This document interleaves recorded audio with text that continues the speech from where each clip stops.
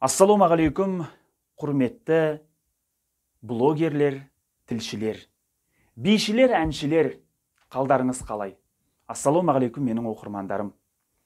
Осыдан 2-3 күн бұрын мен Оңтүстік Корея елінің президенті Мун Чже Ин мырзаға Қазақстан азаматтарына жұмыс визасын беруін өтініп үндеу жолдаған болатынмын. Үндеудің мәтіні президенттің жеке сайтында кәріс және орыс тілдерінде орналастырылды. Құрметті оқырмандар, бұл үндеуді Мун Чже Ин мырза қарау үшін, қабылдау үшін ол жерде адам саны 100 мыңнан асу керек. Иә, бұл 100 мың адамды мен өзім жалғыз өзім істей алмаймын. Ол үшін сіздің көмегіңіз қажет, халықтың көмегі қажет. Құрметті әпкелерім, ағаларым, іні бауырларым. Сіздер мені қолдайсыздар деген үміттемін.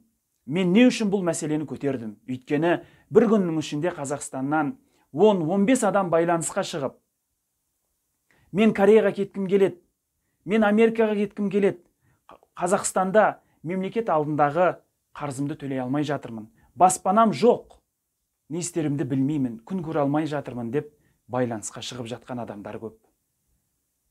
Иә, біз мемлекеттің саясатына араласа алмаймыз. Саясат ол ауыр мәселе.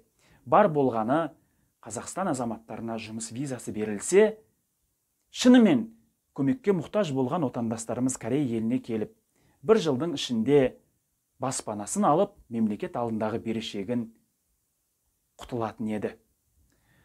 2021 жылы Қазақстан Республикасының президенті құрметті Қасым-Жомарт Кемелұлы Тоқаев мырзамен Оңтүстік Корея елінің президенті Мун Чже Ин мырзаның мемлекеттік жоспарлар бойынша кездесуі бар. Егер біз 2021 жылы қаңтардың 13-не дейін 100 мың адамды жинай алатын болсақ, онда міндетті түрде бұл мәселе сол кездесуде талқыланады. Құрметті отандастар, бауырларым, өтініш сіздерден осы ақпараттарды WhatsApp, Telegram, Facebook, Instagram желілері арқылы барлық достарыңызға таратыңыз. Ол жерге кіріп дауыс беру үшін бар болғаны осы экранда көрсетілген WhatsApp нөміріне өтіңіз. WhatsApp нөмірінде сізге автоматты түрде үндеудің сілтемесі барады. Сол сілтемені басып, мен қолдаймын деп бар болғаны бір түймешені басып кетсеңіз, жеткілікті. Естеріңізде болсын, мен бұл көтеріп отырған мәселеммен Қазақстанды жаман деп, Кореяны жақсы деп мақтап отырған жоқпын. Бар болғаны Қазақстан азаматтарын жеке бастары сақтандырылып, Корея еліне жұмыс визасы ашылса, соның өзі біз үшін жеткілікті. Иә, біз бұл жерде мәңгілікке қалмаймыз.